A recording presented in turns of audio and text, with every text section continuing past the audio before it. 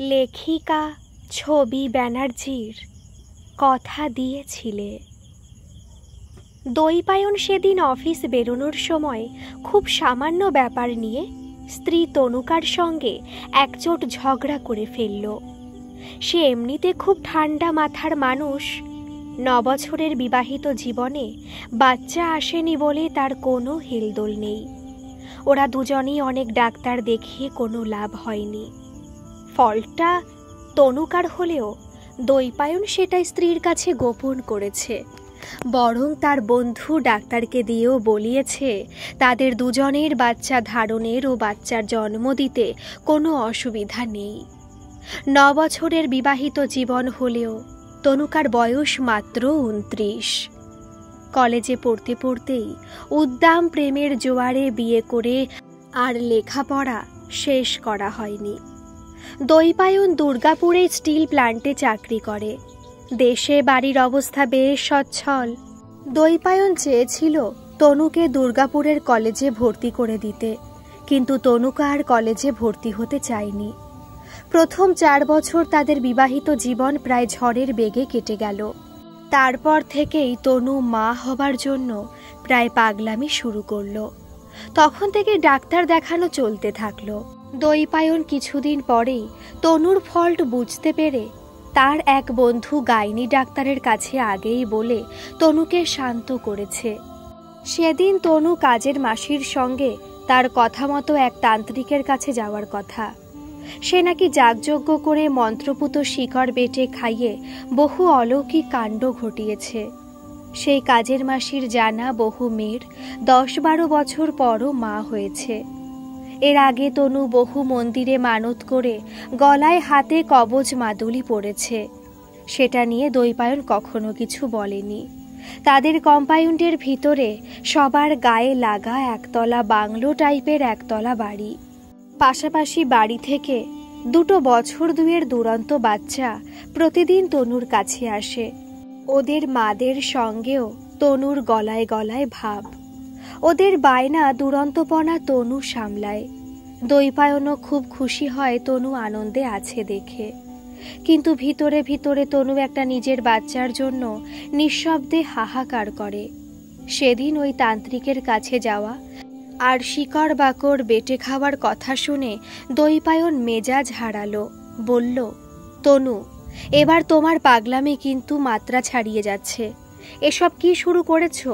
তুমি কি ভেবেছ এইভাবে তুমি মা হতে পারবে? তনুও সমান মেজাজ দেখিয়ে বলল, তুমি আমার স্বাধীনতায় একদম হাত দেবে না। আমি যাবই। 9 বছর হতে চললেও একটা বাচ্চার জন্ম দিতে পারলে না। তোমার মুরদ আমার জানা আছে। দৈপায়ন মেজাজ হারিয়ে বলে ফেলল, তুমি কোনোদিনই মা হতে পারবে না, এটা ডাক্তারের কথা। আমার যথেষ্টই মুরদ ছিল। বলেই মনে মনে বলল, এটা আমি কি করলাম? কিন্তু তীরের মতো মুখ থেকে তখন কথা খসে গেছে। তাড়াতাড়ি চুপচাপ অফিসে চলে গেল। অফিসে সেদিন কাজে মন বসাতে পারল না। অনেকটা আগে অফিস থেকে ফিরে এসে তনুকে গালে হাত দিয়ে বসে থাকতে দেখে গভীর অনুশোচনায় বলল, তনু, আমি দুঃখিত, প্লিজ আমাকে ক্ষমা করো। তনু একটা দীর্ঘশ্বাস ফেলে বলল, এটা তুমি শুরুতেই জানতে, তাই না? শোনো, পৃথিবীতে কি সবার বাচ্চা হয়? কই, আমার তো কোনো আফসোস নেই। বিশ্বাস করো, আমি তোমাকে বলবার জন্য সময় নিচ্ছিলাম। ভেবেছিলাম তোমার পরামর্শ নিয়ে একটা বাচ্চা অ্যাডপ্ট করব। তনু বলল, আমিও তোমাকে বাজে কথা বলেছি। হয়তো বাচ্চা না হবার জন্য তোমাকে মনে মনে দোষারোপ করেছি। আমিও অনুতপ্ত দ্বীপ। দৈপায়ন বলল, চলো তনু, আমরা 4-5 দিন দার্জিলিংয়ে কোনো নির্জন গ্রামে বেড়াতে যাই। সেখানে আমরা কটেজে থাকবো আর প্রকৃতির সৌন্দর্য উপভোগ করব। প্রকৃতির মনোরম পরিবেশে তোমার মন ভালো হয়ে যাবে। তনু, আমি তোমাকে আমার থেকেও ভালোবাসি। প্লিজ বাস্তবকে মেনে নাও। ওরা দার্জিলিংয়ের কোনো একটা গ্রামে একটা চমৎকার কটেজে উঠল। কাজগুলো বেশ ছড়িয়ে ছিটিয়ে আছে। চারিদিকে শুধু সবুজ আর সবুজের সমারোহ। অনেক দূরে বড় বড় পাহাড়। প্রকৃতি যেন বড় যত্ন করে নিপুণ হাতে সবকিছু সাজিয়ে রেখেছে। কটেজের পেছনে ছোট্ট একটা বাগান। তনু বাচ্চা মেয়ের মতো আনন্দে উচ্ছ্বসিত হয়ে উঠল। বহুদিন পর তনুর আনন্দ আর হাসি দেখে দৈপায়ন স্বস্তির নিঃশ্বাস ফেলল। দুদিন পর খুব ভোরে উঠে তনু বাগানে ঘুরছিল। হঠাৎ একটা ফুলের ঘন ঝোপ থেকে মৃদু একটা কান্নার আওয়াজ কানে এলো। প্রথমটায় বাচ্চা কুকুরের শীতে কষ্ট পাওয়ার আওয়াজ মনে হয়েছিল। কাছে যেতেই দেখল ছেঁড়া ন্যাকড়ায় জড়ানো একটা সদ্যজাত ফুটফুটে বাচ্চা। ন্যাকড়াটা সরিয়ে দেখল মেয়ে। তনু দুহাতে বুকে জড়িয়ে বাচ্চাটাকে ঘরে নিয়ে এসে ঘুমন্ত স্বামীকে জাগিয়ে বলল, এই দীপ ওঠো, দেখো এই বাচ্চাটা পেছনের বাগানে পড়েছিল। জানো ওর চারিদিকে কত রং বেরঙের প্রজাপতি উড়ছিল। মনে হচ্ছিল প্রজাপতিরা ওকে ডানা দিয়ে আগলে রেখেছে। প্রজাপতির আর এক নাম তিতলি, তাই আমার মেয়ের নাম রাখলাম তিতলি। দৈপায়ন বলল, তোমার কি মাথা খারাপ হয়েছে?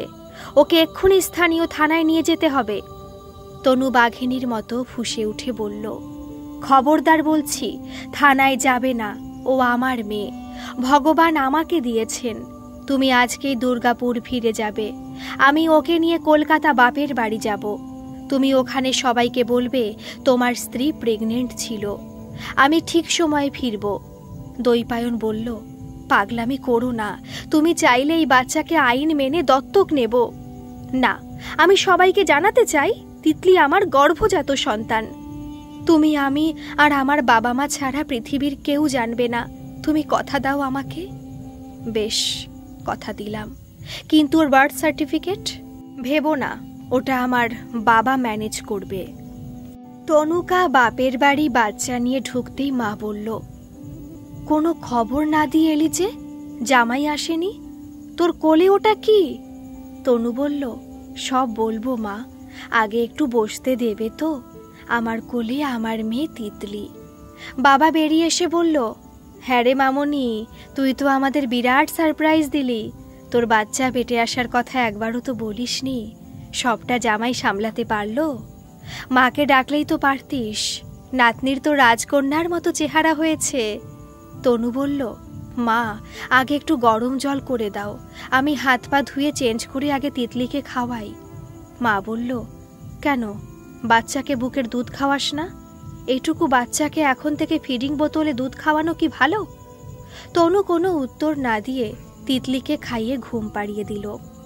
তনু স্থির হয়ে বসে বলল, মা, তিতলিকে আমি বেড়াতে গিয়ে কুড়িয়ে পেয়েছি। কুড়িয়ে পেয়েছিস? কার না কার অবৈধ বাচ্চাকে একেবারে বুকে করে তুলে নিয়ে এলি কেন? তোর বাচ্চা হবার বয়স কি চলে গেছে? ডাক্তার তো বলেছিলেন তোদের দুজনেরই কোনো সমস্যা নেই। কারো কারো বাচ্চা 10-12 বছর পরেও হয়। তনু বলল, মা, একটা সত্যি কথা শুনে রাখো, আমি কোনোদিনই মা হতে পারবো না। আমি কষ্ট পাবো বলে দীপ মিথ্যে বলেছে। আর একটা কথা, সম্পর্ক অবৈধ হয়, কিন্তু বাচ্চা কখনো অবৈধ হয় না। পৃথিবীর সব বাচ্চা দেব শিশুর মতো পবিত্র। স্বয়ং যীশুখ্রিস্ট কুমারী মায়ের সন্তান ছিলেন। একটা বাচ্চার ক্ষেত্রে জন্ম হোক যথা তথা কর্ম হোক ভালো, এ কথা 100% প্রযোজ্য। বাবা বলল, একদম ঠিক কথা বলেছিস মা, কিন্তু বাচ্চাটাকে আইনের সাহায্যে দত্তক নিলেই তো পারতিস। তনু বলল, বাবা, আমার বহুদিনের স্বাদ ছিল আমি মাতৃত্বকে তিল তিল করে অনুভব করে একটা বাচ্চার জন্ম দেব। সেটা বোধহয় ভগবানের ইচ্ছা ছিল না। দত্তক নিলে পরে সবাই জানতে পারবে।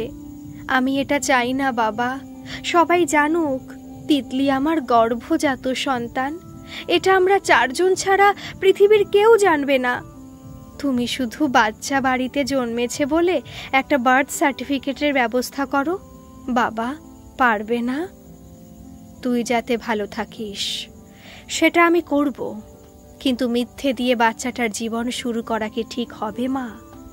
বাবা, আমি তো কোনো অধর্ম বা পাপ কিছু করছি না।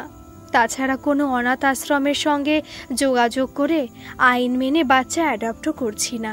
তিতলি কুড়িয়ে পাওয়া মেয়ে জানলে সবাই কেমন অনুকম্পার চোখে তাকাবে। আর এটা খুব তাড়াতাড়ি জানাজানি হয়ে গেলে তিতলির শিশু মনে একটা মানসিক চাপ তৈরি হবে। বেশ, তাই হবে মা। 6 মাস পর তনু তিতলিকে নিয়ে দুর্গাপুরের কোয়ার্টারে এলো। দৈপায়ন আগে থেকেই একটা আয়ার ব্যবস্থা করেছিল। দোলনা ও বাচ্চার প্রয়োজনীয় সব জিনিস কিনে রেখেছিল। তনু হাসি মুখে বলল, তুমি তো দেখছি বেশ দায়িত্ববান বাবা, কি সুন্দর সব গুছিয়ে ব্যবস্থা করে রেখেছ। এই দীপ, তোমার মুখটা এমন গম্ভীর কেন? তিতলিকে দেখে তুমি খুশি হওনি? দৈপায়ন বলল, তুমি মিথ্যে দিয়ে নতুন জীবন শুরু করছো জেনে মনের মধ্যে কোথাও যেন একটা কাঁটা খচখচ করে বিঁধছে। তনু বলল, তুমি কিন্তু আমাকে কথা দিয়েছিলে। দৈপায়ন একটা দীর্ঘশ্বাস ফেলে বলল, আমার কথা আমি রাখবো তনু। বিকেল হতেই কোয়ার্টারের সবাই তিতলিকে দেখতে এলো। তার মধ্যে খুব ঘনিষ্ঠ পাশের কোয়ার্টারের অর্কর মা মন্দিরাদি আর অর্জুনের মা মিতুল এলো।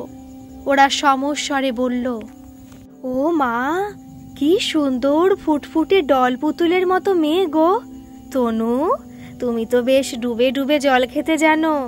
আমরা বলতাম না অনেকের একটু দেরিতে বাচ্চা হয়, তোমাকে দেখে একদম বুঝতেই পারিনি। এবার তো অর্ক আর অর্জুনকে ঘরেই রাখা যাবে না। মেয়ের কি মুখে ভাত দিয়ে নিয়ে এলে? আমরা কিন্তু শুনবো না, আমাদের খাওয়াতে হবে। তনু বলল, না গো, ওর 7 মাস বয়স তো 1 মাস পরে, তোমাদের বাদ দিয়ে কি অন্নপ্রাশন করতে পারি? অর্ক আর অর্জুন এতক্ষণে হা করে পুচকে মেয়েটাকে দেখছিল। ওরা বলল, কাম্মা, ও আমাদের কে হয়? ও কবে আমাদের সঙ্গে খেলতে পারবে? ও কথা বলছে না কেন? তুমি কি আমাদের আর ভালোবাসবে না? তনু খিলখিল করে হেসে বলল, ও মা, তোরা তো আমার আগে রে। তোদের 3 জনকেই আমি খুব ভালোবাসবো। আর তিতলি তোদের দুজনেরই বন্ধু। ও তো এখনো খুব ছোট, তাই কথা বলতে পারছে না। একটু বড় হলেই তোদের সঙ্গে খেলবে। তিতলির জন্মের মিথ্যে খবর দৈপায়ন তার বর্ধমানে থাকা বাবা মাকেও জানিয়েছিল। তারাও আকাশ থেকে পড়ার মতো আশ্চর্য হয়ে বলেছিল, সে কি রে দীপু, এত বড় সুখবরটার আগে পরে কিছু জানালি না? ফোনে এত খোঁজ খবর রাখিস। তনুও ঘন ঘন ফোন করত, শুধু এই খবরটা বেমালুম চেপে গেলি। আমিও তো কত ঠাকুর দেবতার মানত করেছিলাম। আমরা কি এতটাই পর হয়ে গেলাম বাবা? নিশ্চয়ই তোর শ্বশুর বাড়ির সবাইকে জানিয়েছিলি, আর সেখান থেকে এই বাচ্চা হয়েছে। দৈপায়ন বলল, মা, বাবা, তোমাদের রাগ করাটাই স্বাভাবিক। শুধু তনুর নিষেধেই জানাইনি, ওর বাবা মা ছাড়া এখানকার ও কাউকে বলিনি। আর বাচ্চাটা ওর বাপের বাড়ি থেকেই হয়েছে। আসলে মা, তনু ডাক্তারের কথাতে ঠিক ভরসা পায়নি। ওকে একদম পুরোপুরি ডাক্তারবাবু বেড রেস্টে থাকতে বলেছিলেন। ও সুস্থ সন্তানের জন্ম দিতে পারবে নাকি বাচ্চাটা তার আগে মিসক্যারেজ হয়ে যাবে বলে যথেষ্ট উদ্বিগ্ন ছিল। তাই ভেবেছিল সুস্থ সন্তানের জন্ম দেওয়ার পর তোমাদের সারপ্রাইজ দেবে। মা, তিতলির অন্নপ্রাশনটা এখানেই দেব ঠিক করেছি। তোমরা কয়েকটা দিন আগেই চলে আসবে। মা বলল, আমরা খুব খুশি হয়েছি বাবা। ঠাকুর দেবতাকে ডাকা সার্থক হয়েছে। ভগবান দেরিতে হলেও বংশধর দিয়েছেন। তা হ্যাঁ রে দীপু, নাতনি তার বাপের জন্মভিটে দেখবে না? ওর তো শিকড় এখানেই। অন্নপ্রাশনটা এখানে হলে ভালো হতো না? দৈপায়ন বলল, অবশ্যই দেখবে মা। আর ওর 1 বছরের জন্মদিন ওখানেই ধুমধাম করে হবে। নির্দিষ্ট দিনে অন্নপ্রাশন মিটে গেলে তনুর বাবা মা, তার বাবা মা সবাই ফিরে গেল। তিতলি আস্তে আস্তে বড় হতে থাকলো। অর্ক আর অর্জুন দিনের বেশিরভাগ সময় এখানেই পড়ে থাকত। ওর হাসি দেখে ওরা হাততালি দিত, একটু কাঁদলে ব্যস্ত হয়ে পড়ত। তিতলি ওদের কাছে একটা নতুন খেলনা ছিল। এভাবেই একদিন তিতলির স্কুলে ভর্তির সময় হয়ে গেল। অর্ক আর অর্জুনের ইংলিশ মিডিয়াম স্কুলে ভর্তি হবার জন্য তিতলির বায়নাতে ওখানেই ভর্তি করতে হলো। 3 বালক বালিকা এখন হরিহর আত্মা। অর্ক আর অর্জুনের বাড়িতেও তিতলির অবাধ যাতায়াত। একদিন অর্কর মা বলল, এই তিতলি, তুই অর্ক আর অর্জুনকে নাম ধরে ডাকিস কেন? ওরা তো তোর বড়, এবার থেকে দাদা বলে ডাকবি কেমন? তিতলি বলল, মা যে বলেছে অর্ক আর অর্জুন আমার বন্ধু, বন্ধুকে কেউ দাদা বলে ডাকে। তাই? ওরে বাবা, এটা তো জানতাম না, পাকা বুড়ি একটা। 3 বালক বালিকা আস্তে কিশোর কিশোরী হয়ে উঠল। তাদের অনাবিল বন্ধুত্ব দিনে দিনে বাড়তে লাগলো।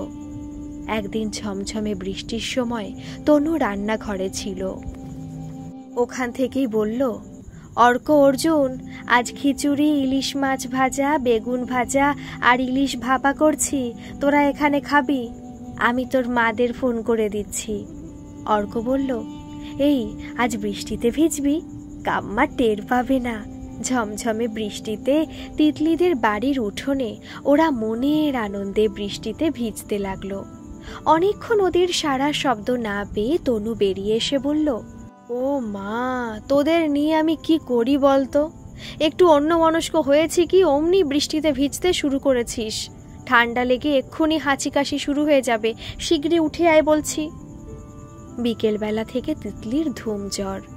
অর্ক অর্জুন খেলতে যাবে বলে তিতলিকে ডাকতে এসে দেখে তিতলি বিছানায় শুয়ে, আর কাম্মা তিতলির কপালে জলপট্টি দিচ্ছে। ওদের খুব মন খারাপ হয়ে গেল। তিতলির একটুতেই ঠান্ডা লাগার ধাত জেনেও ওকে বৃষ্টিতে টেনে নিয়ে গিয়েছিল। কাচু মাচু মুখে বলল, কাম্মা, তিতলির কি খুব জ্বর? কাকু কি ডাক্তার ডাকতে গেছে? তনু বলল, হ্যাঁ রে সোনা, ও ডাক্তার ডাকতে গেছে। অর্জুন বলল, আমি জলপট্টি দিয়ে দিচ্ছি কাম্মা। অর্ক বলল, আমরা আজ রাতে এখানে থাকবো, আমাদের জন্যই তিতলির জ্বর এসেছে। তনু বলল, ধুর পাগল, তোরা থেকে কি করবি? অর্জুন বলল, আমরা সারা রাত জেগে তিতলিকে পাহারা দেব, ঠিক সময়ে ওষুধ খাওয়াবো, কপালে জলপট্টি দেব। আমরা কিছুতেই আজ বাড়ি যাব না, তুমি আমাদের বাড়িতে ফোন করে দাও। তনু বলল, সে না হয় দিচ্ছি, কিন্তু তোদের পড়াশোনা? আমরা বই নিয়ে এখানেই পড়ব। দৈপায়ন ডাক্তার ডেকে আনলে ডাক্তার বাবু বললেন, চিন্তার কোনো কারণ নেই, ঠান্ডা লেগে জ্বর, শুধু 2 ঘন্টা অন্তর টেম্পারেচারটা নোট করে রাখবেন আর ওষুধগুলো ঠিক টাইমে খাওয়াবেন। ডাক্তার বাবু চলে গেলে তনু বলল, 2 পাগলের কাণ্ড শুনেছ? ওরা নাকি সারা রাতে জাগবে। দৈপায়ন বলল, সত্যি, ওদের বন্ধুত্ব আর উদ্বিগ্নতা দেখে আমারই হিংসে হচ্ছে। ওরা ছেলে মানুষ, হয়তো ওরা ক্লান্তিতে ঘুমিয়ে পড়বে, কিন্তু এত বড় কথা বলেছে তো, এই বন্ধুত্ব বড় হয়ে টিকবে তো? তিতলির সামনে মাধ্যমিক পরীক্ষা, অর্ক আর অর্জুনের উচ্চ মাধ্যমিক পরীক্ষারও দেরি নেই, তাই এখন ওদের আড্ডা গল্প খুব কম হয়। সবাই পরীক্ষার প্রিপারেশনের জন্য ওরা প্রচণ্ড পরিশ্রম করছে। কখনো কখনো বিকেলের দিকে আবাসনের মাঠে বসে ওরা গল্প করে। একদিন সেই রকম এক বিকেলে ওরা বড় ঠোঙা ভর্তি চিনেবাদাম খেতে খেতে গল্প করছিল। হঠাৎ অর্ক বলল, অর্জুন আর আমি হায়ার সেকেন্ডারি পরীক্ষার পর কে কোথায় পড়াশোনা করব তার ঠিক নেই। তিতলির অবশ্য আরও 2 বছর দেরি আছে, তাই আজ আমরা হাতে হাত রেখে 3টে প্রমিস করব, কিন্তু প্রমিসের কথা আগে বলবো না। তোরা রাজি? তিতলি বলল, তুই যা পাজি, কি নাকি প্রমিস করাবি? বাবা, আমি প্রমিস না জেনে হাত রাখতে রাজি নই। অর্ক বলল, তুই আমাকে বিশ্বাস করিস না? যা, তাহলে বলবো না। তিতলি বলল, বেশ বেশ বাবা, রাগ করিস না, আমি রাজি। অর্জুন, তুই? চোখ বন্ধ করে রাজি। অর্ক বলল, তাহলে তিতলি তুই হাত পাত। এবার অর্জুন, তুই তিতলির হাতে হাত রাখ, তারপর আমি। এবার বল, আমরা ভবিষ্যতে পৃথিবীর যে প্রান্তেই থাকি, যত বড় তুফান সাইক্লোন হয়ে যাক, আমরা সুখ দুঃখে বিপদে সমস্যায় পরস্পরের সঙ্গে মানসিক ও সাধ্যমতো শারীরিকভাবে পাশে থাকব। 2, আমরা কেউ কোনো কথা গোপন করব না। আমাদের পরস্পরের মধ্যে কখনো যদি ভবিষ্যতে ভুল বোঝাবুঝি হয়, কেউ যদি অন্যায় করে, তাহলে আমরা কেউ কারোর সমালোচনা না করে সেটা একসঙ্গে বসে মিটিয়ে ফেলব। আর 3, আমরা ভবিষ্যতে যদি 80 বছরের কাছাকাছি বেঁচে থাকি, তাহলে বাকি জীবন আমরা ধর শুধু স্বামী স্ত্রী মিলে 6 জন শুধু নিজেদের জন্য একটা বাড়ি বানিয়ে সেখানে একসঙ্গে থাকব। অবশ্যই যার যা সাধ্য টাকা কন্ট্রিবিউট করে বাড়ি হবে। তিতলি বলল, প্রথম দুটোর জন্য কথা দিলাম, কিন্তু তৃতীয়টা কি করে সম্ভব? ধর আমার বর এভাবে থাকতে কিংবা তোদের বউরা যদি রাজি না হয়, সেক্ষেত্রে তোরা আপন আপন বউ আর আমি বরকে ছেড়ে শুধু 3 জনে থাকতে রাজি। বলে তিতলি খিলখিল করে হেসে গড়িয়ে পড়ল। অর্ক বলল, তিতলি, তুই এখনো ইম্যাচিওর আছিস, আর এমন করে হিহি করে হাসার কি আছে? তুই বা তোর বরকে ছেড়ে আসবি কেন, আর আমরাই বা আমাদের দীর্ঘদিনের সঙ্গিনী ছেড়ে থাকবো কেন? অর্জুন বলল, বেশ, সবাই রাজি হলে তবেই না হয় আমরা থাকবো। ছেলেমেয়েরা নিজের নিজের কর্মস্থলে থাকবে, কিন্তু ওটার ঢের দেরি আছে। প্রথম দুটো প্রমিস এখন থেকে আমরা মেনে চলবো। 3টে অপরিণত আবেগময় তরুণ তরুণীর প্রতিজ্ঞা আর কেউ জানল না। শুধু অনাবিল বন্ধুত্ব আর সংসারের জটিলতা ও মলিনতা মুক্ত প্রতিজ্ঞার সাক্ষী থাকল এই মাঠ, কয়েকটা ছড়িয়ে ছিটিয়ে থাকা বড় বড় গাছ, আর একটা থোকা থোকা লাল ফুলে ভর্তি কৃষ্ণচূড়া গাছ। তিতলি মাধ্যমিকে ভালো রেজাল্ট করে 11-এ উঠল। সে ভবিষ্যতে সাহিত্য নিয়ে পড়াশোনা করার ইচ্ছার জন্য আর্টস নিল। অর্ক জয়েন্টে চান্স পেয়ে খড়গপুরে IITতে ভর্তি হলো।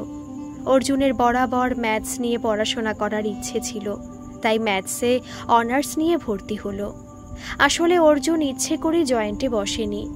ও জানতো পরীক্ষায় বসলে খড়গপুরে না হলেও যাদবপুর কিংবা দুর্গাপুরে ইঞ্জিনিয়ারিংয়ে চান্স পাবেই।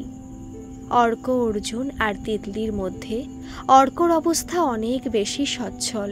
তার বাবা অফিসার র্যাঙ্কে চাকরি করে, মা স্কুলে চাকরি করে।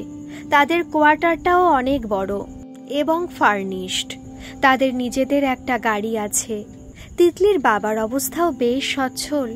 তাদের দেশে অনেক জমি জায়গা আছে। বাবা স্কুল টিচার ছিলেন। পেনশন যা পান তাতে দুজনের চলে যায়। তার ওপর জমি জায়গার আয় আছে। শুধু অর্জুনের বাবাকে দেশে বাবা মা ও এক বৃদ্ধা পিসিমার জন্য নিয়মিত টাকা পাঠাতে হয়। মাইনের একটা অংশ ওতেই বেরিয়ে যায়। শুধু চাকরির ওপর নির্ভর করে এসব চালাতে হয়। তাই অর্জুন টুকটাক কিছু টিউশন করে নিজের ছোট ছোট প্রয়োজনগুলো চালায়। বাবার ওপর চাপ পড়বে ভেবেই আগেই সে ঘোষণা করেছিল তার ইঞ্জিনিয়ারিং কিংবা ডাক্তারি পড়া পছন্দ নয়। অর্জুন আর তিতলি কাছাকাছি থাকলো। অর্ক তিতলি আর অর্জুনকে নিয়মিত ফোন করত। অর্ককে ছেড়ে অর্জুনে যতটা মন খারাপ, তার দ্বিগুণ মন খারাপ তিতলির হলো। তিতলির মন ভালো করার জন্য অর্জুন একদিন বলল, এই তিতলি, সিনেমা যাবি? সত্যজিৎ রায়ের গুপি বাঘা ফিরে এলো সিনেমা চলছে। তিতলি বলল, না, আমার ভালো লাগছে না। তাহলে চল দুজনে একটু রেস্টুরেন্টে চিকেন চাউমিন আর ফ্রেঞ্চ ফ্রাই খেয়ে আসি। তোর ফেভারিট চকলেট আইসক্রিমও খাওয়াবো। বললাম তো আমার ভালো লাগছে না। কেন ভালো লাগছে না সেটা তো বলবি। তিতলি বলল, আমার মাথা ধরেছে। তোর বকবকানি শুনতে একদম আমার ভালো লাগছে না। অর্জুন মুখ ভার করে ফিরে এলো। সেদিন সবার হাতে হাত রেখে তারা যখন প্রমিস করছিল, তখন তিতলির হাতের ওপর হাতটা রাখতেই তার গোটা শরীরে কেমন যেন শিহরণ খেলে গেল। শিরশিরে একটা ভালো লাগা শরীরের রন্ধ্রে রন্ধ্রে ছড়িয়ে গেল। কেন এমনটা হলো? এর আগে তো কতবার তিতলির গাল টিপে বলেছে, তোর গালটা আপেলের মতো টুকটুকে কেন রে? কত সময় হাতে হাত রেখে তন্ময় হয়ে তারা তিনজনে ঘন্টার পর ঘন্টা আড্ডা দিয়েছে। কখনো সামান্য মনোমালিন্যের পর তিতলি তার গলা জড়িয়ে বলেছে, কথা বলবি না? তখন তো এমন অনুভূতি হয়নি। তাহলে কি তিতলির প্রতি তার অন্যরকম ভালো লাগা তৈরি হচ্ছে? এটা কি অন্যায়? ধুর, কি সব আবোল তাবোল ভাবছে। লেখাপড়ায় মনঃসংযোগ না করলে রেজাল্ট ভালো হবে না, তাকে নিজের পায়ে দাঁড়াতেই হবে। অর্জুন মাঝে মাঝে কখনো এক আধ দিনের জন্য এলে তিতলির মুখে একটা অন্যরকম আলো ফুটে ওঠে। তারা তিনজনে গভীর রাত পর্যন্ত আড্ডা দেয়। তিতলি কলকল করে ঝর্ণার মতো বকবক করে। অর্ক চলে গেলে তার রেশ থেকে যায় তিতলির মনে। তখন নিজে থেকেই বলে, এই অর্জুন, আইসক্রিম খাওয়াবি? চল, আজ কলেজ ছুটির পর রেস্টুরেন্টে যাই। অর্জুনের যেতে ইচ্ছে না হলেও তিতলির কথা ফেলতে পারে না। কেটে গেল আরও 2 বছর। অর্জুন আর অর্কর বয়স এখন 20। তিতলি সবে উচ্চ মাধ্যমিক পরীক্ষা দিয়েছে। তার হাতে এখন অঢেল সময়। সে ছোটবেলায় মায়ের কাছে গান শিখত। তার সুরেলা গানের গলা হলেও নিয়ম করে গানে বসার ঘোর বিরোধী ছিল। ধরে বেঁধে তনু কখনো কখনো তাকে হারমোনিয়াম নিয়ে বসাতো। এখন গানের টিচার রেখে গান শেখার ইচ্ছে তিতলি মাকে বলেছে। সপ্তাহে 2 দিন গানের টিচার আসে। তার বাইরে তিতলি এখন প্রতিদিনই গান প্র্যাকটিস করে। অর্জুন কলেজ থেকে ফিরে একটু আড্ডা দেওয়ার জন্য তিতলির কাছে গেলে তিতলি বলে, খুব ভালো সময় এসেছিস অর্জুন, বস, আমি 2 রবীন্দ্রসঙ্গীত তুলেছি, শুনে বলতো ঠিক হচ্ছে কিনা। তার আগে মাকে বলে আসছি তোর ফেভারিট পরোটা আর সাদা আলুর তরকারি করতে। বাবা কাল রসমালাই নিয়ে এসেছে, পেটুকরাম, ওটাও তো তোর খুব প্রিয়। অর্জুন বলল, তোর গানে এত ভক্তি জানতাম না তো। অর্ক ফোন করেছিল? প্রায় 40 মিনিট ধরে ফোন করেছে। তাই নাকি? কি এত কথা বলল রে? তিতলি বলল, আর বলিস না, সে তো ফোনেই আমাকে শাসন করছে। বলেছে বাড়িতে বসে বসে খেয়ে যেন গোল আলুর মতো চেহারা না দেখি আমি, আর এই সময়টা নষ্ট না করে গানটা যেন মন দিয়ে প্র্যাকটিস করি। অর্জুন বলল, ও তাই? তুই প্রতিদিন গান প্র্যাকটিস করছিস? না, তা কেন, আমার নিজেরও ভালো লাগে। আচ্ছা তিতলি, তোর রিসেন্ট জন্মদিনে আমি তোকে ফেলুদার সমগ্র উপহার দিয়েছিলাম, ওটা পড়া হয়ে গেছে? না রে, পড়া হয়ে ওঠেনি। এতদিন তো পড়ার চাপ ছিল, এবার পড়ব। তবে অর্কর দামি টাইটেনের ঘড়িটা আমার খুব পছন্দের, দেখতেও খুব সুন্দর। সুন্দর না? হ্যাঁ, অবশ্যই সুন্দর। ওটা তোর হাতেই মানায়। অর্জুন বলল, তিতলি, তোর হাতে তো এখন অঢেল সময়, চল না একদিন সিনেমা দেখে রেস্টুরেন্টে খেয়ে আসি। তিতলি বলল, অর্কর তো কয়েকদিনের মধ্যে আসার কথা, তখন না হয় 3 জনে একসঙ্গে যাব। অর্জুন চুপচাপ তিতলির গান শুনে ফিরে গেল। কয়েকদিন পর অর্জুন কলেজ থেকে ফিরে তিতলিদের বাড়ি গিয়ে বলল, কাম্মা, তিতলিকে দেখছি না। তনু বলল, তোরা কত বড় হয়ে গেলি বল, আর হুটহাট এসে কাম্মা এটা খাবো ওটা খাবো আর আবদার করিস না। কাম্মার কাছে গল্প শোনার বায়নাও করিস না। অর্জুন বলল, ধুর, কি যে বলো, এখন পড়াশোনার বড্ড চাপ গো। তনু বলল, হ্যাঁ রে, অর্ক আজ আসবে জানতিস না? ও তো তিতলিকে নিয়ে সিনেমা দেখতে গেল। তাই? কই, আমি জানতাম না তো। গত রাতেই তো অর্কর সঙ্গে কথা হলো, আজ আসবে বলেনি তো। তনু বলল, হয়তো বন্ধুদের সারপ্রাইজ দেবে বলে বলেনি। হ্যাঁ, একটা কথা, আজ রাতে তোরা 3 বন্ধু মিলে একসঙ্গে খাবি। আমি মাটন বিরিয়ানি আর চিকেনের দো পেঁয়াজি করব, সঙ্গে ঝুড়ো আলু ভাজা আর চাটনি। অর্জুন বলল, কাম্মা, আজ ওরা 2 জনে খাক। আমার কদিন থেকে একটু পেটের গন্ডগোল হচ্ছে। আমি তো এখানেই আছি, তুমি অন্যদিন আমাকে খাওয়াবে। অর্জুন ঘর অন্ধকার করে শুয়ে পড়ল। তিতলি বলেছিল তারা 3 জনে একসঙ্গে সিনেমা দেখবে, ওকে না নিয়েই চলে গেল। অর্কর অবস্থার সঙ্গে তার আকাশ পাতাল পার্থক্য, কিন্তু এই বৈষম্য তো তাদের কখনো বন্ধুত্বের প্রতিবন্ধক হয়নি। তিতলি কি অর্কর বিত্ত, বৈভবের চাকচিক্য, তার ব্রাইট ফিউচার দেখে অর্কর প্রতি দুর্বল হলো, নাকি অর্ক তার এক নায়কতন্ত্রকতা ও অধিকার বোধ খাটিয়ে আস্তে আস্তে সূক্ষ্ম মাকড়সার জালে তিতলিকে গ্রাস করছে? অর্ক হয়তো তার আগেই নামি দামি কোম্পানিতে জয়েন করে জীবনে প্রতিষ্ঠিত হয়ে যাবে। তাকে জীবনে প্রতিষ্ঠা পেতে হলে অনেক লড়াই করতে হবে। তার নীরব ভালোবাসার কোনো দাম নেই। ভালোবাসা মানে কি অধিকার বোধ? অর্ক যতটা তিতলির ওপর অধিকার ফলায়, কই সে তো কখনো করে না। তার কাছে ভালোবাসা মানে এক গোধূলি রঙের মতো এক মায়াময় ভালোবাসা, একটা নরম সংবেদনশীল অনুভূতি ভরা মন। এই তো কিছুদিন আগের কথা। তিতলি সেদিনও মাথা ধরেছিল বলে শুয়েছিল। অর্ক এসে বলল, এই তিতলি চল, তুই আমি আর অর্জুন একটু লং ড্রাইভে যাব। ফেরার পথে রাস্তার ধাবা থেকে তরকা রুটি আর ঘন দুধের মালাই চা খাবো। গাড়িটা আজ বাবাকে বলে ম্যানেজ করেছি। তিতলি বলল, তোরা যা রে, আমার বড্ড মাথা ধরেছে। অর্ক ধমক দিয়ে বলল, নিজে থেকে উঠবি না ঘাড় ধরে টেনে তুলবো? ওসব মাথা ধরা টরা বাইরে বেরোলেই চলে যাবে। তিতলি অমনি সুরসুর করে চেঞ্জ করতে গেল। আচ্ছা, সব মেয়ে কি অধিকার খাটানো পুরুষ আর তার স্ট্যাটাসকে পছন্দ করে? অর্ক তার আবল্যের বন্ধু। এই তো সেদিনই তারা হাতে হাত রেখে প্রমিস করেছিল কেউ কোনো কথা গোপন করবে না। তিতলিকে নিঃশব্দে ভালোবেসে কি সেই প্রথম গোপনীয়তা ভাঙল? অর্জুন মনে করে সে প্রতিজ্ঞা ভাঙেনি। কেউ কাউকে ভালোবাসতে পারবে না এমন প্রতিজ্ঞা তারা কেউ করেনি। ভালোবাসা জানানোর স্থান ও কাল দরকার, বরং অর্ক আর তিতলি কথা রাখেনি। অর্ক অনেক আগে থেকেই তিতলির সঙ্গে গোপন সম্পর্ক রেখেছে বলেই লুকিয়ে তাকে না জানিয়ে সিনেমা দেখতে গেছে। না, অর্কর সঙ্গে সে কোনো প্রতিযোগিতায় যাবে না।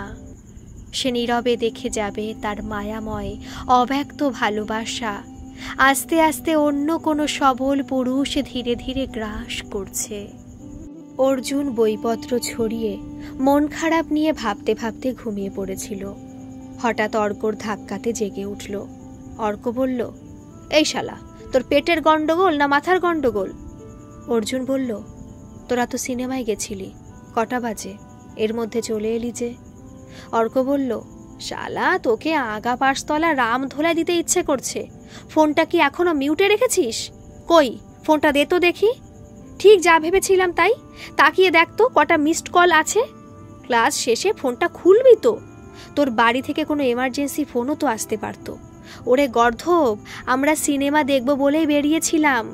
তোর জন্য রেস্টুরেন্টে দুজন 2 কাপ কফি নিয়ে তোর জন্য অপেক্ষা করছিলাম আর কন্টিনিউ ফোন করে গেছি। এমনকি সিনেমা হলের সামনেও অপেক্ষা করেছি, যদি তুই ফোনটা দেখে চলে আসিস। এই দেখ, 3টে টিকিট শুধু শুধু তোর আহম্মকের জন্য নষ্ট হলো। তুই ভাবলি কি করে তোকে বাদ দিয়ে আমরা সিনেমা দেখব, রেস্টুরেন্টে ভালো মন্দ খাবো? তুই যে রাগ করে শুয়ে আছিস সেটা বেশ বুঝতে পারছি। শালা, তোর লোহার মতো পেটানো স্বাস্থ্য নিয়ে কাম্মাকে আবার বলেছিস পেটের গন্ডগোল? আমি জন্মে তোর কখনো পেট খারাপ দেখিনি। দুজনের খাবার তুই একাই সাবড়ে দিস। ওর তো পেটে ছুঁচোয় ডন মারছে। অর্জুন আমতা আমতা করে বলল, সত্যি রে, আমার পেটটা ঠিক নেই। মাকে জিজ্ঞেস করে দেখ, আমি কলেজ থেকে ফিরে কিচ্ছু খাইনি। সেটা রাগে খাসনি, যথেষ্ট ন্যাকামি হয়েছে। এবার চল। আর কাল তুই কলেজ কাটবি, আমি কালকের দিনটা আছি। এবারে সকাল থেকে রাত 8টা পর্যন্ত আমরা লং ড্রাইভে যাব। ব্রেকফাস্ট থেকে ডিনার সব রাস্তায় খাবো, মাঝে মাঝে মাটির ভাঁড়ে চা খাবো। ভালো হবে না? অর্জুন বলল, সিনেমা যাবি না? সে পরে যখন আসবো আবার দেখা যাবে। অর্জুন ফুরফুরে মেজাজ নিয়ে ওদের সঙ্গে গেল। তনু জিজ্ঞেস করল, হ্যাঁ রে অর্জুন, তোর শরীর কেমন আছে? তিতলি মুচকি হেসে বলল, মা, অর্জুনের শরীরটা খারাপ ছিল, কিন্তু ওষুধ খেয়ে আর একটা টানা ঘুম দিয়ে এখন একেবারে ফিট। তুমি বরং আমাদের খেতে দাও, আর কাল সকালে স্নান সেরে আমরা 3 জন সারা দিনের জন্য লং ড্রাইভে বেরোবো। তনু বলল, কি যে তোদের শুধু মধু লং ড্রাইভে যাওয়া, বুঝি না বাপু। যাই হোক, সন্ধ্যের আগে ফিরে আসবি কিন্তু। অর্জুন বলল, ঠিক বলেছ কাম্মা, আমারও সারাটা দিন এই লং ড্রাইভে যেতে ভালো লাগে না। অর্কটা একটা আস্ত পাগল, শুধু শুধু আমার কলেজটা কামাই করালো। বললাম 3 জনে মিলে সিনেমা যাই, তা নয় সে ধাবায় খাবে। যেতে যেতে কোনো জায়গায় ভালো লাগলে সেখানেই বসে যাবে, এর ওর সঙ্গে ডেকে ডেকে গল্প করবে। তনু খাবার বাড়তে বাড়তে দ্রুত চিন্তা করছিল। ওরা যখন ছোট ছিল, অবাধে মেলামেশা করেছে, তখন একরকম ছিল। এখন তিতলি যথেষ্ট বড় হয়েছে। তিতলির বাবা ওদের মুখে কিছু না বললেও প্রচণ্ড বিরক্ত হয়। এই একসঙ্গে সিনেমা যাওয়া, হুটহাট লং ড্রাইভে যাওয়া একদম পছন্দ করে না। আজ এ কথা শুনলে কি বলবে কে জানে। তনু ওদের ডাইনিং টেবিলে খেতে দিলে অর্ক বলল, কাম্মা, তুমি আর কাকুও বসে পড়লে না কেন? তুমি বরং বিরিয়ানির হাঁড়ি আর যা আছে টেবিলে রাখো, সবার দরকার মতো তুলে নেব। বেশ ছোটবেলার মতো গল্প করতে করতে খাবো। তনু বলল, না রে, তোর কাকু তো এই সবে টুকটাক বাজার করে ফিরল, ও একটু পরে খাবে বলছে। অর্ক বলল, তোমাদের ভালোর জন্যই বলছিলাম। এরপর তোমাদের বিরিয়ানিতে টান পড়লে আমার দোষ দিও না। অর্জুন আজ কলেজ থেকে ফিরে কিন্তু কিছু খায়নি। ও আজ 3 জনের না হলেও 2.5 জনের বিরিয়ানি একাই সাবড়ে দেবে। আর এই তিতলি, তুই ওইটুকু নিলি কেন? ও, গোল আলু মার্কা চেহারা হয়ে যাবে বলেছি বলে? পাখির আহার করলে তোর কিন্তু পরীর মতো চেহারা খ্যাংরা কাঠির মতো হয়ে গেলে মোটেই ভালো লাগবে না। একদম শ্যাওড়া গাছের পেতনির মতো লাগবে। বলে 1 হাতা বিরিয়ানি তিতলির প্লেটে দিয়ে বলল, পেট ভরে না খেলে গাট্টা খাবি। ওদের খুনসুটি দেখে তনুর চিন্তাচ্ছন্ন মুখেও হাসি ফুটল। বলল, পারিস বটে তোরা, আজ কিন্তু রাত পর্যন্ত আড্ডা দিস না। কাল সারাদিনের জন্য বেরোবি যখন, তখন সকাল সকাল বাড়ি গিয়ে ঘুমিয়ে পড়। তনু আরও কিছুক্ষণ পর খাওয়া দাওয়ার পাট চুকিয়ে ঘরে এলো। ড্রেসিং টেবিলে বসে চুল আঁচড়ে মুখে ক্রিম ঘষতে ঘষতে একবার আর চোখে দীপকে দেখে বলল, তোমার মুখটা এমন গম্ভীর লাগছে কেন? অফিসের কাজের চাপ? খেতে বসেও মুখ বুজে খেয়ে নিলে। কেমন রান্না হয়েছে একবারও বললে না তো?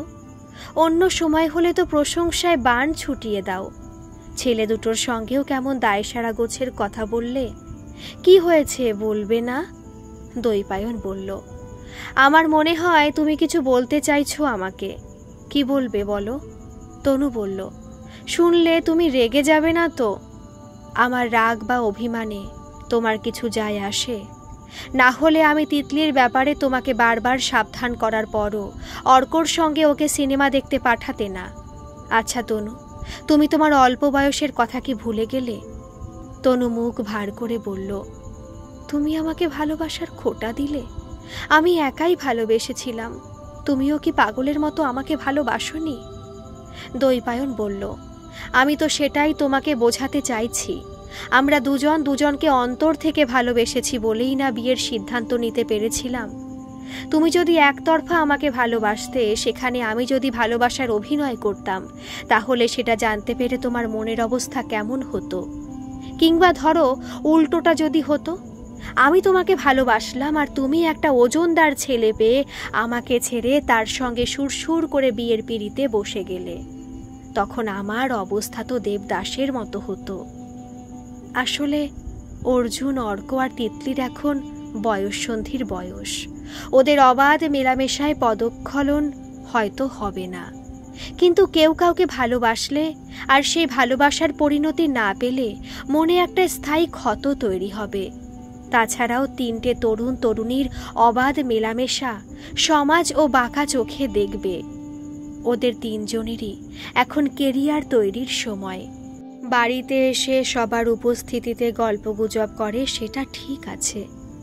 তনু বলল, কিন্তু কাল সকালে ওরা লং ড্রাইভে যাবে, আমি কথা দিয়ে ফেলেছি। সত্যি, তুমি মা হিসেবে কতটা যোগ্য সেটা নিয়ে এখন আমার যথেষ্ট সন্দেহ হচ্ছে। বয়ঃসন্ধির সময়ে আবেগ, ভালোবাসা, রাগ খুব তীব্র হয়। ওরা দুজনেই তিতলিকে মনে মনে পছন্দ করে কিনা জানো? ভবিষ্যতে এই ত্রিকোণ প্রেমের পরিণতি কি হতে পারে তোমার ধারণা আছে?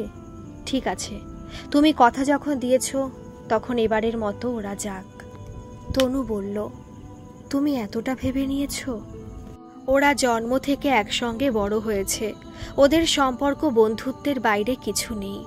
দৈপায়ন বলল, এটা তোমার রসায়ন, তুমি কল্পনার ডানায় ভর করে চলো, কিন্তু আমি বাস্তবটা দেখতে পাই। পরিণত বয়সে মানুষ বোধ বুদ্ধি শিক্ষা সংস্কৃতি দিয়ে সম্পর্কের বৈধতা বিচার করতে পারে, কিন্তু ওদের বয়সটা তো অপরিণত। এই বয়সে ভালো মন্দ বিচার করার ক্ষমতা থাকে না। সেই জন্যই বাবা মা সন্তানকে সঠিক পথ দেখাতে সাহায্য করে, তাদের গতিবিধির ওপর নজর রাখে, ভালোবাসার সঙ্গে সঙ্গে শাসনও করে। মনে রেখো, প্রেমের হাতে খড়ি কিন্তু সিনেমা আর পর্দা ঘেরা রেস্টুরেন্ট। তনু বলল, সিনেমা রেস্টুরেন্ট? তুমি ভুলে গেলে তুমি বিয়ের আগে সিনেমায় গিয়ে সিনেমাটা মন দিয়ে দেখতে, শুধু খুনসুটি আর বকবক করতে। পেছন থেকে অনেক সময় দর্শকরা অনেক সময় বলতো, দাদা একটু আস্তে, তোমার বয়সটা অপরিণত হলেও আমি যথেষ্ট পরিণত ছিলাম, তাই ব্যাপারটার মধ্যে ব্যালেন্স ছিল। আমি তখন বছরখানেক হলো চাকরিতে ঢুকেছি, তাও আমরা দুই পরিবারের মতামত নিয়ে বিয়ে করেছি। তনু বলল, আমাকে কি করতে বলছো? ওদের এই বেড়ানো সিনেমা দেখা আমি পছন্দ করছি না। অনেকদিন আমাদের দেশের বাড়ি যাওয়া হয় না। বাবা সেদিন ফোনে দুঃখ করছিল, তিতলিও পড়ার চাপে যেতে পারিনি। তুমি তিতলিকে নিয়ে পরীক্ষার রেজাল্ট না বেরোনো পর্যন্ত ওখানে থেকে এসো। আর তুমি একলা থাকবে? তুমি মনে হয় ভুলে যাচ্ছ তনু, তুমি টানা 6 মাস তিতলিকে নিয়ে বাপের বাড়িতে ছিলে। আমার জন্য ভেবো না, আমি দুপুরে অফিস ক্যান্টিনে খেয়ে নেব, রাতে খাবার কিনে খাবো, তাছাড়া আমিও মাঝে মাঝে যাব তো। তনু বলল, এটা করে কি ওদের বন্ধুত্ব বা মেলামেশা বন্ধ করতে পারবে? বন্ধুত্ব থাকবে না সেটা তো আমি বলিনি। দেখো, বন্ধুত্ব মানে এক পবিত্র নির্মল নিঃস্বার্থ ভালোবাসা। ওরা একসঙ্গে বাড়িতে কিংবা আবাসনের মাঠে বসে গল্প করুক না, এরপর ওদের লেখাপড়ার চাপ বাড়বে, তখন গল্প করার ও সময় পাবে না। শুধু সিনেমা দেখতে যাওয়া বা এইভাবে বেড়াতে যাওয়াটা তুমি একটু বুদ্ধি খাটিয়ে অ্যাভয়েড করবে। তিতলি ইংরেজি অনার্স নিয়ে পড়তে চায়। আমি তো ভাবছি তিতলিকে তোমার বাবা মার কাছে রেখে কলকাতার কলেজে পড়াবো, ওখান থেকে একবারে ইউনিভার্সিটি থেকে মাস্টার্স কমপ্লিট করুক। আমি চাই তিতলি নিজের পায়ে দাঁড়িয়ে বিয়ের কথা ভাবুক, তখন ওর ভালোবাসা ও পছন্দকে আমরা অবশ্যই সমর্থন করব। অর্জুন বাড়ি ফিরল এক অনাবিল আনন্দ নিয়ে। সে অর্ক আর তিতলির সম্পর্কে যা ভাবছিল সেটা কি ভুল ছিল? নিশ্চয়ই ভুল ছিল। অর্ক বড় লোকের ছেলে, ও হয়তো তিতলিকে দামি গিফট দিতে পারে, কিন্তু তার দেওয়া উপহারের মন থেকে উচ্ছ্বসিত প্রশংসাও করে। ও একটু বোহেমিয়ান টাইপের ছেলে হলেও ওর মধ্যে কোনো ভান নেই, স্পষ্ট কথা বলতে ভালোবাসে। নেতৃত্ব করার সহজাত ক্ষমতা থেকেই হয়তো তিতলিও তার প্রতি জোর খাটায়। না, তার মনে আর দ্বিধা নেই, তার এখন লেখাপড়ায় মনোসংযোগ করা দরকার। তাকে নিজের পায়ে দাঁড়াতেই হবে, তারপরে তার ভালোবাসার কথা তিতলিকে বলবে। কদিন পর এক রবিবার বিকেলে অর্জুন তিতলিদের বাড়ি গিয়ে দৈপায়নকে বলল, কাকু, বাড়িটা এত চুপচাপ কেন? কাম্মা আর তিতলিকে দেখছি না। দৈপায়ন বলল, ওরা মা মেয়ে কদিন আগেই ওর দাদু ঠাম্মার বাড়ি গেছে। কেন, এর মধ্যে তোদের ফোনে কথা হয়নি? অর্জুন বলল, আমি আসলে খুব দরকার ছাড়া ফোন করি না। খুব ভালো করেছে, দিন রাত হারমোনিয়াম নিয়ে প্যাপো করার থেকে গ্রামের প্রাকৃতিক সৌন্দর্য আর দাদু ঠাম্মার আদর অনেক ভালো। আমাদেরও দেশের বাড়ি বীরভূমের এক গ্রামে। জানো কাকু, বীরভূমের আঞ্চলিক ভাষা আর গ্রামের লোকের আন্তরিকতা আমার খুব ভালো লাগে। পার্ট 2 পরীক্ষার পর আমিও যাব। দৈপায়ন অর্ক আর অর্জুনকে প্রায় জন্ম থেকেই দেখছে। ওদের দুজনকেই সে খুব ভালোবাসে, কিন্তু অর্জুনকে একটু বেশি পছন্দ করে।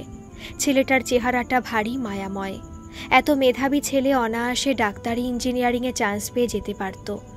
ইচ্ছে করে জয়েন্টে বসেনি, শুধু বাবার চাপ পড়বে বলে। টিউশনি করে অনেকটাই নিজের পড়ার খরচ চালায়।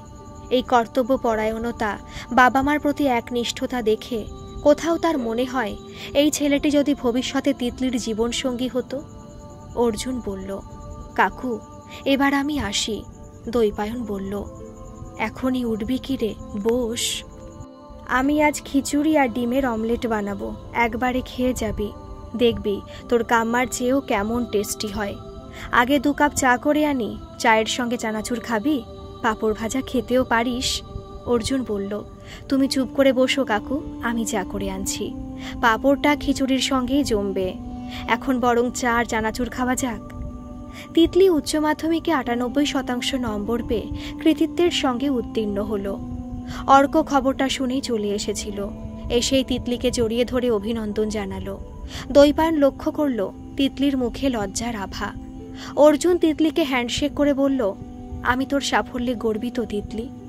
তনু লক্ষ্য করল দৈপায়নের হাসি খুশি মুখটা কেমন গম্ভীর হয়ে গেল। ঘরে এসে বলল, আচ্ছা তোমার এত রাগ করার কি হলো বলো তো? অর্ক তো সবার সামনে তিতলিকে হাঁক করেছে। দৈপায়ন বলল, তনু, আমি হাঁক করাটা দৃষ্টিকটু হলেও ওদের আবাল্যের বন্ধুত্বের কথা ভেবে কিছু মনে করতাম না, যদি না তিতলি লজ্জায় লাল হয়ে না যেত। আমি তিতলিকে কলকাতায় রেখে পড়াবার ঠিক সিদ্ধান্ত নিয়েছি।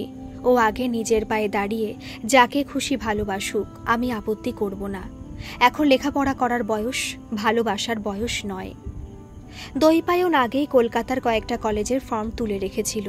কলকাতায় ভর্তি হবার কথা শুনে প্রথমটায় তিতলি বেঁকে বসেছিল। তনু অবুঝের মতো কান্নাকাটি শুরু করেছিল। মা মেয়েকে অনেক মিষ্টি কথায় বুঝিয়ে দৈপায়ন তিতলি ও তনুকে নিয়ে কলকাতায় শ্বশুর বাড়ি এলো। তনুর বাবা মা মেয়ে, জামাই আর নাতনিকে একসঙ্গে দেখে খুব খুশি হলো। তনুর বাবা বলল, দিদিভাইকে তো দেখে মনে হচ্ছে গুটি কেটে ঝলমলে প্রজাপতি হয়ে উঠেছে। তিতলি রাগ দেখিয়ে বলল, ও, আমি বুঝি আগে মথের মতো দেখতে ছিলাম? না, আগে যা 2-3 বার এসেছিলিস তখন মথের মতো না হলেও রোগা প্যাংলা ছিলিস, গায়ের রংটাও এমন গোলাপি ছিল না। যাই হোক, এবার তো বহুদিন তোকে আমার সঙ্গে ঘর করতে হবে। বুঝলি দিদি ভাই, আমার বুড়িটা এখন বড্ড খিটখিটে হয়ে গেছে। ভাবছি তোর বিয়ে না হওয়া পর্যন্ত তোকে টেম্পোরারি বউ করলে কেমন হয়? তিতলি কপট রাগ দেখিয়ে বলল, বুড়ো, তোমার বউ হতে আমার ভারী বয়েই গেছে। আমার বিয়ে হবে রাজপুত্রের সঙ্গে। সেই রাজপুত্রের ছবিটা এখন তার মনের গোপন কুঠুরিতে যত্ন করে রাখা থাকবে। তিতলি বিশ্বাস করে একদিন ঠিক সময়ে রাজপুত্র একগুচ্ছ রক্ত রাঙা গোলাপ দিয়ে তাকে প্রপোজ করবে। তিতলিকে ভর্তি করে তনু আর দৈপায়ন ফিরে গেল। তারা যাওয়ার আগে বলে গেল, মন খারাপ করিস না মা, আমরা মাঝে মাঝে এখানে আসব। দৈপায়ন বলল, তোর মা যখন আসবে তখন 15-20 দিন থেকে যাবে। তিতলি জল ভরা চোখ নিয়ে বলল, আর তুমি? দৈপায়নের বুকটা একসঙ্গে বেদনা ও আনন্দে টনটন করে উঠল। নিজের ঔরসজাত সন্তানের জন্য কি এর থেকেও বেশি কষ্ট, যন্ত্রণা, আনন্দ হয়? বলল, মারে, আমি কি তোকে বেশি দিন না দেখে থাকতে পারি? মন দিয়ে লেখাপড়াটা কর মা। কেটে গেল আরও কয়েকটা বছর। অর্জুন কলকাতার কলেজে অঙ্কের অধ্যাপক হয়ে জয়েন করেছে। অর্ক ব্যাঙ্গালোরে নামী কোম্পানিতে চাকরি করছে। অর্কর ফোনে জেনেছে তার বাবা ব্যাঙ্গালোরে ছেলের জন্য 2তলা বাড়ি কিনেছে। তিতলি নিজেও MA-তে ফার্স্ট ক্লাস পেয়ে নেট কোয়ালিফাই করে চাকরির অপেক্ষায়। মধ্যের এই কবছর অর্ক আর অর্জুনের সঙ্গে ফোনে তিতলির নিয়মিত যোগাযোগ ছিল। MA ফাইনাল ইয়ারে পড়ার সময় 2 বার হঠাৎই অর্জুনের সঙ্গে কাকতালীয়ভাবে তার দেখা হয়। দুদিনই রাস্তার চায়ের দোকানে ওরা চা খেতে খেতে গল্প করেছে। তিতলি সেই সময় বারবার কোনো একটা রবিবার দেখে অর্ককে নিয়ে তার দাদুর বাড়ি যেতে বলেছিল। পরবর্তীতে অর্ক একাই বেশ কয়েকবার তার সঙ্গে দেখা করেছে, কিন্তু সে কথা কি অর্জুন জানত? অর্ক নিশ্চয়ই জানিয়েছে। এখন আর সে গোপন করবে না।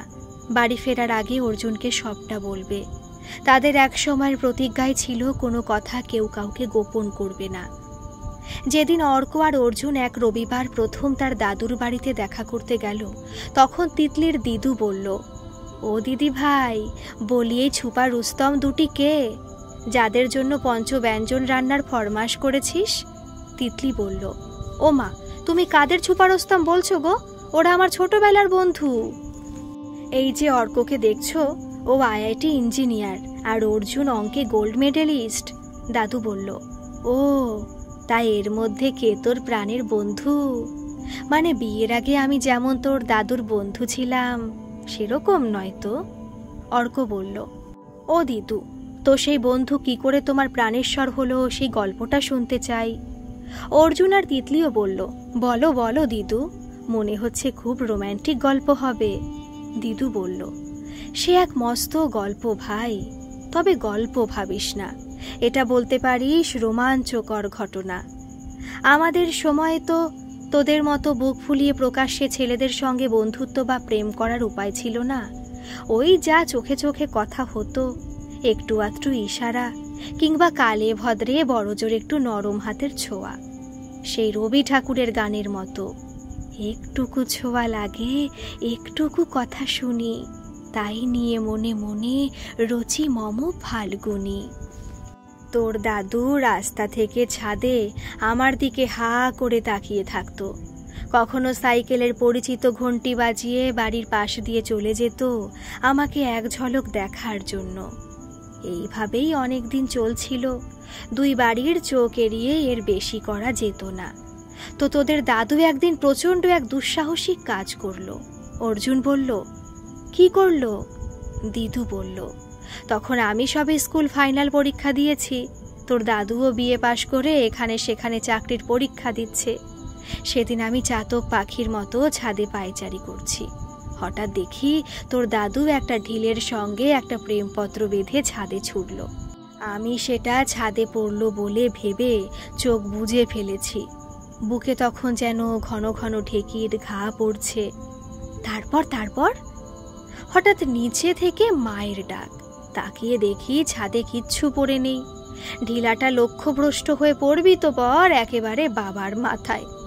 তোর দাদু ততক্ষণে পগার পার, বাবার মাথায় ততক্ষণে একটা মস্ত একটা আলু। বাবা তো রেগে অগ্নিশর্মা। মাথায় জল টল দিয়ে বাবাকে সুস্থ করা হলো। তারপর বাবা চিঠিটা জোরে জোরে পড়তে শুরু করলো। আমি প্রথম লাইনটা শুনেই ঘরে দরজা বন্ধ করে শুয়ে পড়েছি। অর্ক বলল, এমন রোম্যান্টিক চিঠির সবটা শুনলে না? ঠিক আছে, প্রথম লাইনটা বলো। দিদু বলল, সেই রকম কিছু নয় রে। লিখেছিল, প্রিয়তমা, আমার মনের কথা গানে জানালাম। গানের প্রথম লাইন ছিল, আমারও পরানো যাহা চাই তুমি তাই গো। গোটা গানটায় নাকি লিখেছিল। তারপর কিন্তু জল খুব বেশি দূর গড়ায়নি। শুধু মা চুলের মুঠি ধরে 2-4 ঘা দিয়ে বলেছিল, আজ থেকে তোর ছাদে ওঠা বন্ধ। তোর দাদুর ততদিনে রেলে চাকরির চিঠি এসে গিয়েছিল, পাল্টি ঘর ছিল, বিয়ে হয়ে গেল। তিতলি বলল, অসাধারণ প্রেম গো, এ তো আস্ত একটা উপন্যাস। আমার কখনো যদি তোমার মতো বন্ধু জোটে তাহলে সবার আগে তোমাকে বলবো। তিতলি স্মৃতি থেকে বর্তমানে ফিরে এলো। মা বাবা ঘন ঘন ফোন করছে বাড়ি যাওয়ার জন্য। এদিকে তিতলি যার ফোনের আশায় সযত্নে লালিত স্বপ্ন পূরণ করার প্রতীক্ষায় চাতক পাখির মতো অপেক্ষা করছে, তার ফোন নেই। তবে কি সে নিজে ভুল ছিল? ভাবতে ভাবতেই অর্কর ফোন। তিতলি ফোনটা ধরতেই অর্ক বলল, কাল রবিবার, আমি সকালের ফ্লাইটে আসছি। তোকে এবার মনের কথা জানানোর সময় হয়ে গেছে। তুই রেস্টুরেন্টের কেবিন বুক করে আমাকে হোয়াটসঅ্যাপে জানা। গোটা দিনটা আমার জন্য রাখবি তো? তিতলির গলা কেঁপে গেল। কোনো রকমে বলল, তুই আয় অর্ক।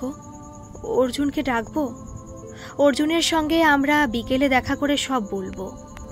অর্জুন একটা মেসে থেকে কলেজে পড়ায়, উইকেন্ডে দুর্গাপুরে যায়। এই কবছরে পরপর তার পিসি ঠাম্মা ও তার ঠাম্মার মৃত্যু হয়েছে। তার দাদু এখন দেশের বাড়ি বিক্রি করে তাদের কোয়ার্টারে থাকে। বাড়ি বিক্রির টাকা দিয়ে অর্জুন দাদুর ইচ্ছে মতো কলকাতায় একটা 3 রুমের ফ্ল্যাট বুক করেছে। বাবার রিটায়ারমেন্টের পর সবাই একসঙ্গে কলকাতায় থাকার ইচ্ছা। অর্জুনও ব্যাকুল প্রতীক্ষায় তিতলির জন্য অপেক্ষা করে আছে। তার নিরুচ্চারিত ভালোবাসা কি তিতলি টের পায়? সেও কি অপেক্ষা করে আছে? তিতলির কাছে ফোনে জেনেছে সে কয়েকদিনের জন্য দুর্গাপুরে যাবে। সে কি মনে মনে বলছে, আর কবে প্রপোজ করবি রে হাদারাম? আমি যে তোর ডাকের অপেক্ষায় দিন গুনছি। আজকের পর্ব এই পর্যন্তই থাক। পরবর্তী পর্ব মানে দ্বিতীয় পর্ব আজ সন্ধে 7:27 আমার চ্যানেলে আপলোড করা হবে। আর এর অন্তিম পর্ব কাল অন্য দিনের মতো 12:47 আমার চ্যানেলে আপলোড করা হবে। অন্য প্রত্যেকটা ধারাবাহিক গল্পে আমাকে যেভাবে সাপোর্ট করেছেন আপনারা, আমি জানি আপনারা এই গল্পেও আমাকে সাপোর্ট করবেন। কিন্তু গল্পটা কেমন লাগছে কমেন্টে কিন্তু জানাতে ভুলবেন না। ধন্যবাদ। আবার আসছি দ্বিতীয় পর্ব নিয়ে।